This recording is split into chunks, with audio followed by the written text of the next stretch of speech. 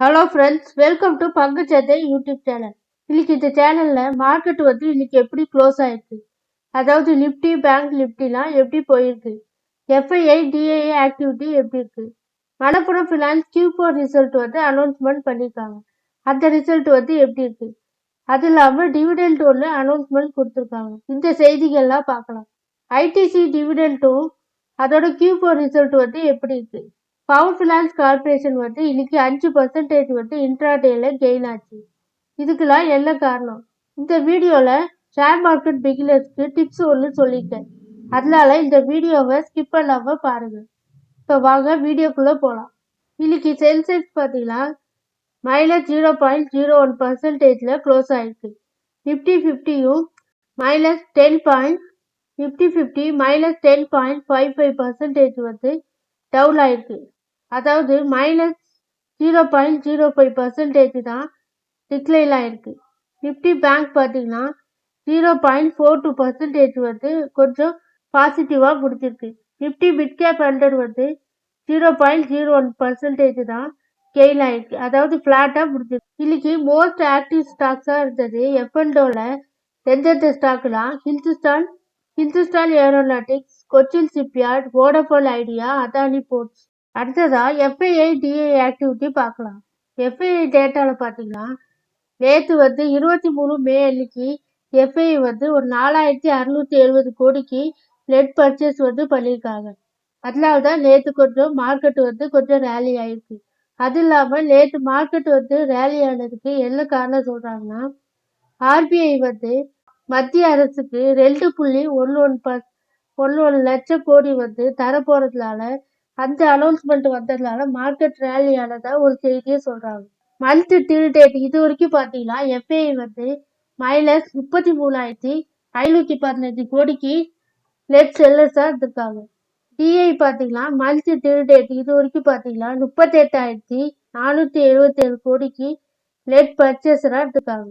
சில individual stock செய்திகளை பார்க்கலாம். ஸ்டார் சிமெண்ட்டுக்கு டார்கெட்டா 262 வரைக்கும் போகலான்னு ஆசிட் சி மெகதா தரப்புல செய்தியை சொல்றாங்க. சுஸ்லான் எனர்ஜி ஸ்டாக் 5% ஃபால் ஆனதுக்கு, அதாவது Q4 நெட் ப்ராஃபிட் 9% டிராப் ஆனதுனால இந்த ஸ்டாக் சுஸ்லான் எனர்ஜி இன்னைக்கு 5% டிக்ளைன் ஆயிருக்கதா செய்தியை சொல்றாங்க. பிக்காரி ஃபுட்ஸ் 9% இன்னைக்கு சர்ஜ் ஆயிருக்கு. அதுக்கு என்ன காரணம் சொல்றாங்கன்னா, அவங்களுடைய Q4 ரிசல்ட் ஸ்ட்ராங் ஆனதுனாலையும் இந்த ஸ்டாக்கை பத்தி எம்கே 21% அப்சைடு போகலான்னு ஒரு எதிர்பார்க்கப்படுகிறது. அதுக்கு அவங்களோட Q4 ரிசல்ட் நல்லா இருக்கிறதுனால அந்த காரணத்தினால க்ரோ ஆயிருக்கதா ஒரு செய்தியை சொல்றாங்க. லேண்ட்மார்க் ஸ்டாக் இன்னைக்கு 7% அவங்களோட Q4 ரிசல்ட் டிக்ளைன் ஆயிருக்கிறதுனால அந்த காரணத்தினால இந்த ஸ்டாக் இன்னைக்கு 7% மார்க்கெட்ல டவுன் ஆயிடுச்சு. அக்குமுலேட் சிஐஇ ஆட்டோமேட்டிவ் இந்தியாவோட டார்கெட்டா 617 வரைக்கும் போகலான்னு ஆசிட் சி மெகதா தரப்புல ஒரு செய்தியை சொல்றாங்க.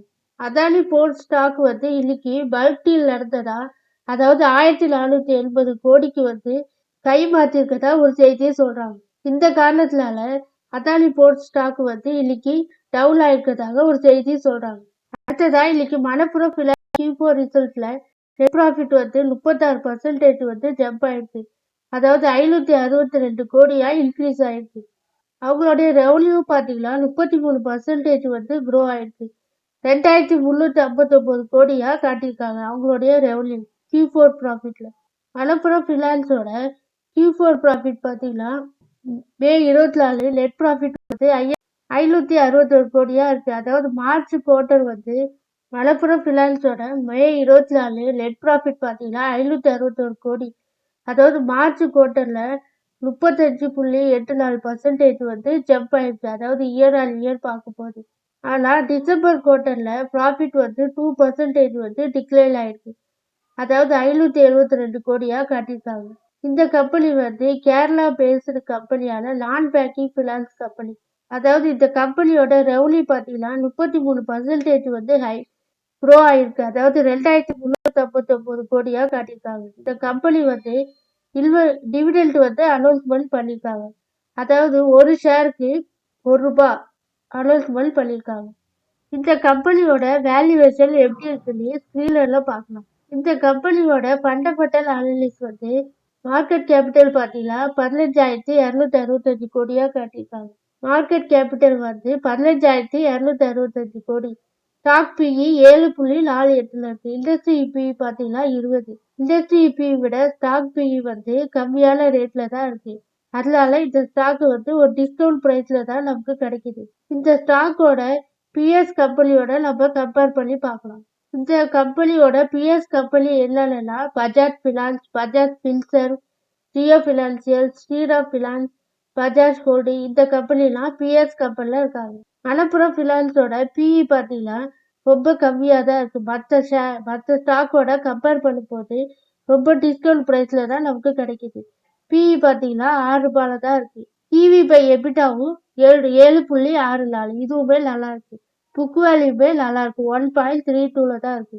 புக் வேல்யூமே நமக்கு டிஸ்கவுண்ட் ப்ரைஸ்ல தான் இந்த ஸ்டாக் வந்து கிடைக்குது. ஆனால் டெப்ட் ஈக்விட்டி தான் கொஞ்சம் அதிகமா இருக்கு. அதுவுமே மற்ற ஸ்டாக்கோட கம்பேர் பண்ணும்போது கம்மியாக தான் இருக்கு. 2.97ல இருக்கு. ஏன்னா இந்த மாதிரி ஃபினான்ஸ் கம்பெனி, பேங்கிங் கம்பெனிலாம் வந்து டெப்ட் வந்து கொஞ்சம் அதிகமாக தான் இருக்கும். ஏன்னா கடன் வாங்கி கடன் கொடுக்கறதுனால கொஞ்சம் டெப்ட் அதிகமாக தான் இருக்கும். அதனால நம்ம அதை ஒரி பண்ணிக்க வேண்டியதில்லை. ஆர்ஓஇ பார்த்தீங்கன்னா 20.65 அதுவுமே நல்லா இருக்கு. ஆர்ஓசிஇ 13.75 இதுவும் நல்லா இருக்கு. கரண்ட் ரேஷியோ பார்த்தீங்கன்னா கொஞ்சம் அதிகமாக இருக்கு. 5.82 இருக்குல்ல. ப்ரைஸ் டு சேல்ஸும் பரவாயில்ல. 1.73ல இருக்கு. இந்த ஸ்டாக்கை இப்போதைக்கு வாங்கலாமா வேண்டாமான்னு கேட்டீங்கன்னா இந்த ஸ்டாக்கோட Q4 ரிசல்ட் வந்து நல்லா இருக்கு. அது இல்லாமல் இந்த ஸ்டாக்கோட ஃபண்டமெண்டல் வேல்யூவேஷனும் நல்லா இருக்கு. அதனால இந்த ஸ்டாக்கை வந்து ஷார்ட் டேர்முக்கு வாங்கலாம்னு நான் நினைக்கிறேன். அது இல்லாமல் இன்னொரு காரணம் என்னன்னா கோல்டு ஏறுறதுனால இந்த ஸ்டாக்கும் ஏறலாம்னு நான் நினைக்கிறேன். இந்த ஸ்டாக்கை பற்றி உங்களுடைய கருத்து இருந்துச்சுன்னா கமெண்ட் பாக்ஸில் சொல்லுங்க. இந்த ஸ்டாக்கோட கம்பவுண்ட் சேல்ஸ் க்ரோத் வந்து டிடிஎஃப்ல 29% வந்து இருக்கு. சேல்ஸ் க்ரோத் வந்து பரவாயில்ல. கம்பவுண்ட் ப்ராஃபிட் க்ரோத்தும் அதிகமாயிருக்கு. டிடிஎஃப்ல 52% வந்து இருக்கு. ஸ்டாக் ப்ரைஸ் சிஏஜிஆர் பார்த்தீங்கன்னா 62%. 1 இயர்ல 62% வந்து காட்டியிருக்காங்க. இதுவுமே நல்லா இருக்கு. ஆனால் ரிட்டர்ன் ஆன் ஈக்விட்டியும் பரவாயில்ல. 17% வந்து இருக்கு. இந்த ஸ்டாக்கோட ப்ரொமோட்டர் ஹோல்டிங் பார்த்தீங்கன்னா மார்ச் 2024ல 35.20% வந்து இருக்கு. ப்ரொமோட்டர் ஹோல்டிங் பரவாயில்ல. எஃப்ஐஐ வந்து 31% வந்து வச்சிருக்காங்க. ஆனால் எஃப்ஐஐ வந்து ஜூன் 2021ல 35% வந்து வச்சிருந்தாங்க. ஆனால் இப்போ அவங்களோட ஸ்டேக்கை வந்து ஒரு 4% வந்து குறைச்சிருக்காங்க.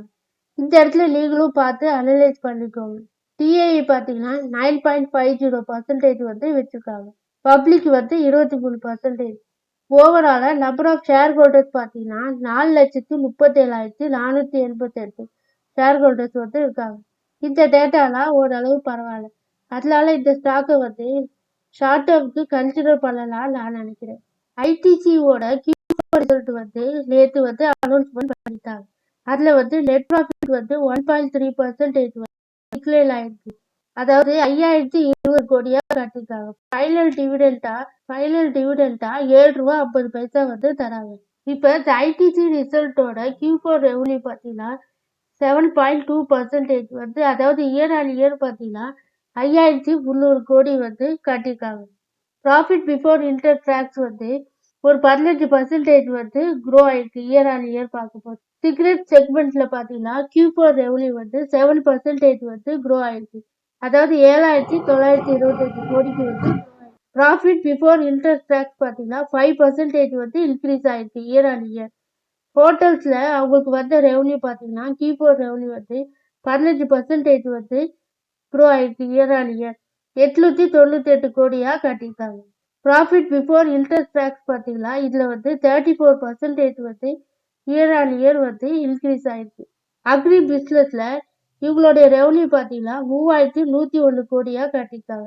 இயர் ஆன் இயர் பார்த்தீங்கன்னா -13% வந்து ஃபால் ஆயிருக்கு அக்ரி பிஸ்னஸ்ல.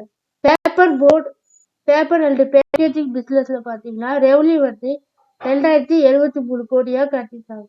இயர் ஆன் இயர் பார்த்தீங்கன்னா -7% வந்து ஃபால் ஆயிருக்கு. ஐடிசி இன்ஃபோடெக்ல பார்த்தீங்கன்னா ரெவன்யூ வந்து 993 கோடியா காட்டியிருக்காங்க. இயர் ஆன் இயர் வந்து 13% வந்து க்ரோ ஆயிருக்கு. எபிட்டாவும் 217 கோடியா கட்டியிருக்காங்க. இயர் ஆன் இயர் வந்து 32% வந்து க்ரோ ஆயிருக்கு. இந்த ஸ்டாக்கை வந்து இப்போதைக்கு வாங்கலாமா வேண்டாமான்னு கேட்டீங்கன்னா, இந்த ஸ்டாக்கு வந்து ஒரு நல்ல வந்து லோல தான் இருக்கு. இந்த ஸ்டாக் வந்து இன்னைக்கு வந்து டே ரேஞ்சில் 435ல ஸ்டார்ட் ஆச்சு. ஹை பார்த்தீங்கன்னா 440. இன்னைக்கு ஆனால் க்ளோஸ் ஆகும் போது 436 புள்ளிகள்ல க்ளோஸ் ஆச்சு. மைனஸ் 17% வந்து டிக்ளைன் ஆயிருக்கு.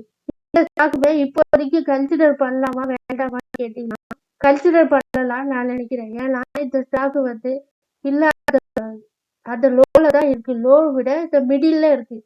இந்த ஸ்டாக்கோட லோ பார்த்தீங்கன்னா 399. ஆனா இப்போ ட்ரேட் ஆயிட்டு இருக்கக்கூடிய பிரைஸ் பார்த்தீங்கன்னா 436. இந்த ஸ்டாக்கு வேணா நம்ம ஷார்ட் டேர்முக்கு வேணா கன்சிடர் பண்ணலாம். ஆனா இவங்களுடைய Q4 ப்ராஃபிட் வந்து கொஞ்சம் சுமாராக தான் இருக்கு. அதனால நீங்களும் அனலைஸ் பண்ணிட்டு உங்களுடைய ஃபினான்சியல் அட்வைசர்கிட்ட கன்சல்ட் பண்ணிட்டு இன்வெஸ்ட்மெண்ட் பண்ணலாமா வேண்டாமான்னு ஒரு முடிவெடுங்க. இன்னைக்கு பவர் ஃபினான்ஸ் கார்பரேஷன் வந்து ஒரு 5% வந்து இன்ட்ராடேல க்ரோ ஆயிருக்கு. அதுக்கு என்ன காரணம் சொல்றாங்க? பவர் ஃபைனான்ஸ் கார்பரேஷன் லிமிடெடோட ஃபண்டமெண்டல் அனலிஸ் வந்து நான் ஏற்கனவே என்னோட வீடியோவில் சொல்லியிருக்கேன். அந்த வீடியோவோட லிங்க்கை வேணா டிஸ்கிரிப்ஷன் பாக்ஸில் பார்த்து தெரிஞ்சுக்கோங்க. இந்த கம்பெனியோட ஃபண்டமெண்டல் அனலிஸ் வந்து ரொம்ப அருமையாக இருக்குது. ஏன்னா மற்ற எல்லா வேல்யூவேஷனும் இந்த ஸ்டாக்கில் வந்து நல்லா சூப்பராக கொடுத்துருக்காங்க. அதாவது இண்டஸ்ட்ரி பி விட ஸ்டாக் பியும் நல்லா இருந்துச்சு. டிஸ்கவுண்ட் ப்ரைஸில் தான் நமக்கு கிடைக்குது. இந்த ஸ்டாக்கோட Q4 ரிசல்ட் வந்து நல்லா அருமையாக கொடுத்துருக்காங்க. அந்த காரணத்தினால தான் இந்த ஸ்டாக் வந்து இன்னைக்கு இன்ட்ராடேல ஒரு 5% வந்து ரேலி ஆயிருக்கு. அது இல்லாமல் ஒரு கடந்த 3-4 நாளாக வந்து PSU ஸ்டாக்ல ஒரு நல்ல ஏற்றத்தை கொடுத்துட்டு வராங்க. இதுக்கெல்லாம் அந்த எலெக்ஷன் ரிசல்ட்னால அப்படின்னு ஒரு காரணத்தை சொல்றாங்க. அதனால இந்த ஸ்டாக்கு வந்து இப்போ வந்து அக்குமுலேட் பண்ணலாமா வேண்டாமான்னு கேட்டிங்கன்னா இந்த ஸ்டாக்கை வந்து ஷார்ட் டேர்முக்கு கன்சிடர் பண்ணலாம்னு நான் நினைக்கிறேன். அதாவது ஒரு 10லேருந்து 15% வந்து க்ரோ ஆகலான்னு நான் எதிர்பார்க்குறேன். இந்த ஸ்டாக்கோட Q4 ரிசல்ட் பார்த்தீங்கன்னா ரெவன்யூ வந்து மார்ச் 2023ல 20,000 ரூபாய் கட்டியிருக்காங்க. 20,000 கோடி வந்து கட்டியிருக்காங்க. இப்போ வந்து மார்ச் 2024ல 24,141 கோடியா அதிகரிச்சிருக்கு. இவங்களோட இன்ட்ரெஸ்ட் பார்த்தீங்கன்னா 12,637 கோடியா இருந்தது. இந்த குவார்ட்டர்ல பார்த்தீங்கன்னா 15,152 கோடியா அதிகரிச்சிருக்கு. இவங்களுடைய ஃபைனான்சிங் ப்ராஃபிட் வந்து கொஞ்சம் கம்மியா இருக்கு. மார்ச் 2024ல பார்த்தீங்கன்னா 9,577 கோடியா கட்டியிருக்காங்க. இந்த ஸ்டாக்கோட நெட் ப்ராஃபிட்டும் நல்லா அருமையா ஏறி இருக்கு. அதாவது மார்ச் 2023ல 6,129 கோடியா இருந்தது. இப்போ வந்து மார்ச் 2024ல 7,556 கோடியா அதிகரிச்சிருக்கு. இந்த ஸ்டாக்கோட சேல்ஸ் க்ரோத்தும் நல்லா இருக்கு. 17% வந்து நல்லா இருக்கு. கம்பவுண்ட் ப்ராஃபிட் க்ரோத்தும் 24% வந்து ஏறி இருக்கு. ஸ்டாக் பிரைஸ் CAGR வந்து அருமையா காட்டியிருக்காங்க. அதாவது 242% வந்து க்ரோ ஆயிருக்கு இந்த ஸ்டாக் மூலியமா. ரிட்டர்ன் ஆன் ஈக்விட்டி லாஸ்ட் இயர்ல 21% வந்து கெயின் ஆயிருக்கு. அதனால இந்த ஸ்டாக்கை வந்து ஷார்ட் டேர்முக்கு கன்சிடர் பண்ணலாம்னு நான் நினைக்கிறேன். இன்னைக்கு ஒரு டிப்ஸ் ஒன்று ஷேர் மார்க்கெட் பிகினர்ஸ்க்கு நான் சொல்றேன். அது என்னன்னா நேற்று வந்து மார்க்கெட் கேபிட்டல்னா என்னன்னு சொல்லியிருக்கேன். இந்த மார்க்கெட் கேபிட்டல் வச்சு நம்ம வந்து லார்ஜ் கேப்ல போடுறதா மிட் கேப் போடுறதா ஸ்மால் கேப் போடுறதான்னு நம்ம அனலைஸ் பண்ணி தான் போடணும். அதுலேயே வந்து லார்ஜ் கேப் ஸ்டாக்லாம் என்னன்னா 20,000 கோடிக்கு மேலே மார்க்கெட் கேபிட்டல் வச்சிருக்க ஸ்டாக் எல்லாமே லார்ஜ் கேப் ஸ்டாக்னு சொல்லுவாங்க. 5,000 கோடிக்கு மேலே உள்ள ஸ்டாக் எல்லாமே மிட் கேப் ஸ்டாக்னு சொல்லுவாங்க. 5,000 கோடிக்கு கீழே உள்ள ஸ்டாக் எல்லாமே மார்க்கெட் கேபிட்டல் வச்சிருக்க எல்லா ஸ்டாக்குமே வந்து ஸ்மால் கேப் ஸ்டாக்னு சொல்லுவாங்க. இதே மாதிரி நீங்க பிரிச்சு பார்த்துட்டு எந்த லார்ஜ் கேப்ல போடுறதா மிட் கேப்ல போடுறதா ஸ்மால் கேப்ல போடுறதான்னு பார்த்து அனலைஸ் பண்ணிட்டு வாங்குங்க. இதுதான் இன்னைக்கு சொல்லக்கூடிய டிப்ஸ். இந்த இன்ஃபர்மேஷன்லாம் உங்களுக்கு பிடிச்சிருந்துச்சுன்னா லைக் பண்ணி சப்ஸ்கிரைப் பண்ணுங்க. எல்லாரும் டிஸ்க்ளைமர் பார்த்துக்கோங்க. நான் ஒரு செபி ரிஜிஸ்டர்ட் அனலிஸ்ட் கிடையாது. நீங்கள் எதாவது ஷேரில் இன்வெஸ்ட்மெண்ட் பண்ணணும்னா உங்களுடைய ஃபினான்சியல் அட்வைசர்கிட்ட கன்சல்ட் பண்ணிட்டு இன்வெஸ்ட்மெண்ட் பண்ணுங்கள். நன்றி, வணக்கம்.